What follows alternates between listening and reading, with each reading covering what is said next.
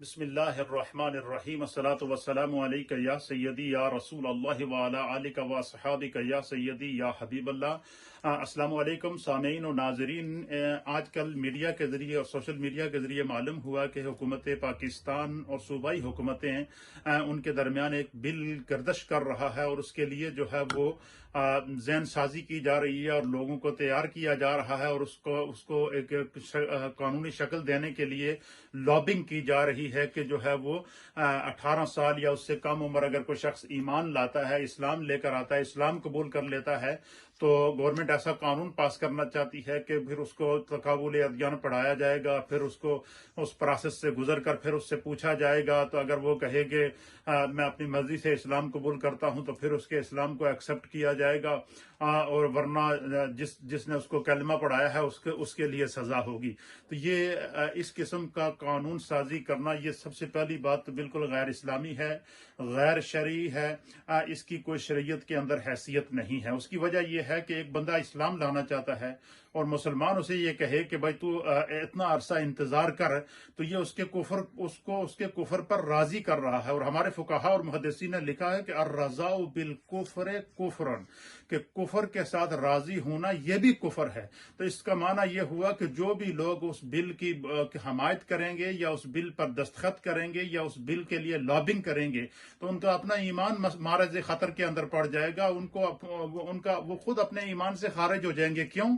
کہ وہ اس بات کے لیے قانون سازی کر رہے ہیں کہ بندہ جو ہے وہ کفر پر قائم رہے، اور جو بندہ اسلام قبول کر رہا ہے وہ کفر پر قائم رہے، تو یہ جائز نہیں ہے۔ دوسری بات یہ ہے کہ پاکستان کا جو آئین ہے، آئین پاکستان 73 کا جو متفقہ آئین ہے، اس آئین کے اندر باقاعدہ غیر مسلموں کے حقوق لکھ دیے گئے ہیں، مسلمانوں کے حقوق لکھ دیے گئے ہیں۔ جو بندہ غیر مسلم ہے اور جو اپنی مرضی سے اسلام قبول کرنا چاہتا ہے، اس کے حقوق بھی لکھ دیے گئے ہیں۔ اور جو 73 کا آئین جو پاکستان کا متفقہ آئین ہے، اس آئین کے اوپر ہر مذہب والے بھی راضی ہیں، کفار بھی راضی ہیں، مشرکین بھی راضی ہیں، مسلمان بھی راضی ہیں، علماء بھی راضی ہیں، تمام مکاتب فکر راضی ہیں۔ اور قائد اعظم محمد علی جناح رحمۃ اللہ علیہ نے جب پاکستان کو حاصل کیا تھا، تو اس کے حاصل کرنے کے بعد قائد اعظم محمد علی جناح رحمۃ اللہ علیہ نے جو ہے وہ جو سپیچ کی تھی، اور سپیچ وہ یہی تھی کہ ہر مذہب کو آزادی سے رہنے کی جو ہے وہ اجازت ہے۔ لہذا اس قسم کی قانون سازی، اس کی تو شرعی کوئی حیثیت نہیں۔ جو بندہ اس قانون سازی میں شریک ہوگا اور جو اس کے لیے لابنگ کرے گا، اس کا اپنا ایمان معرض خطر میں پڑے گا۔ اور پھر وہ لوگ جن کو یہ پریشانی لاحق ہے کہ 18 سال سے کم عمر اگر کوئی ایمان لے کر آئے گا تو اس کے لیے کیا ہوگا، تو کیا اسلام میں کوئی ایسی نظیر موجود ہے؟ تو آئیے میں آپ کی خدمت میں پیش کرتا ہوں کہ اسلام کے اندر نبی اکرم صلی اللہ تعالی علیہ وسلم کے صحابہ اکرام کی کثیر تعداد، مثلا سب سے پہلے بچوں میں اسلام لانے والے مولائے کائنات تاجدار حل عطا حضرت علی المرتضی کرم اللہ وجہہ الکریم رضی اللہ تعالیٰ عنہ، جب آپ نبی پاک صلی اللہ علیہ وسلم پر ایمان لائے تو آپ کی عمر مبارک 10 سال تھی۔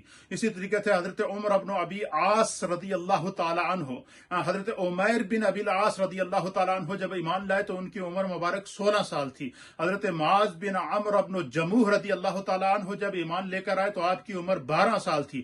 حضرت معاذ بن عفرہ رضی اللہ تعالیٰ عنہ جب ایمان لے کر آئے تو آپ کی عمر 12 سال تھی۔ حضرت زید بن ثابت رضی اللہ تعالیٰ عنہ جب ایمان لے کر آئے تو آپ کی عمر 12 سال تھی۔ حضرت زید بن حارثہ رضی اللہ تعالیٰ عنہ جب ایمان لے کر آئے تو آپ کی عمر مبارک 10 سال تھی۔ حضرت ابو سعید خدری رضی اللہ تعالیٰ عنہ جب ایمان لے کر آئے تو آپ کی عمر مبارک 13 سال تھی۔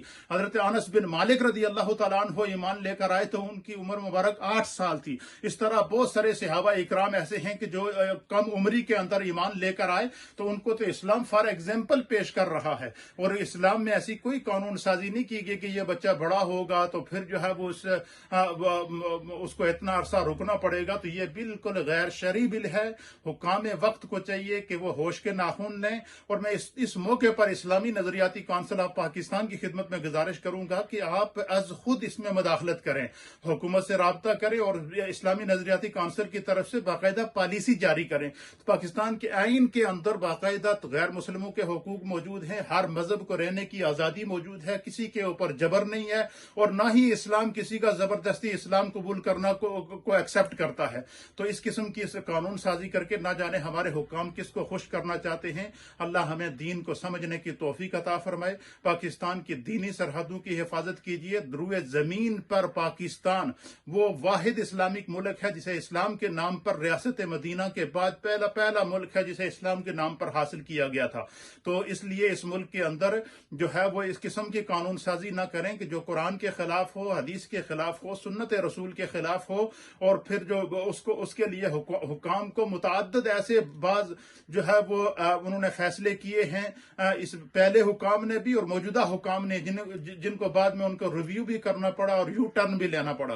तो इसलिए इस किस्म का कोई भी बिल जो कानून साजी के लिए पेश किया जा रहा है ये गैर शरई है, गैर कानूनी है, इस्लाम की इसके अंदर कोई हैसियत नहीं। और जो इस बिल की हमायत करेगा उसका अपना ईमान मार्ज खतर में पड़ जाएगा, वो खुद ईमान से निकल जाएगा। क्यों कि एक बंदा इस्लाम ला रहा है तो वो उसको कुफर पर राजी कर रहे हैं। तो हमारे फुकहा ने यह बाकायदा उसूल बयान किया है कि और रज़ाओ बिल कुफ्र कुफरन, कुफर के साथ राजी होना भी कुफर है।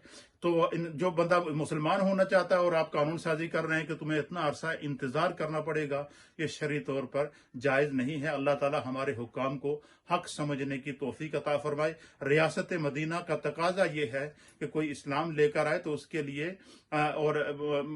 लिए राहें हमवार की जाए, और अगर कोई गैर मुस्लिम हमारे मुल्क के अंदर रह रहा है तो उसको तमाम तर सहूलतें और तमाम तर कानूनी जो है वो उसको जो फैसिलिटीज दी जाएं। तो दुनिया के किसी गैर मुस्लिम मुल्क के अंदर भी इस तरह का कानून नहीं है जिसकी कानून साजी की जा रही है, जो इंतहाई गैर शरई है। अल्लाह ताला हमें समझने की तौफीक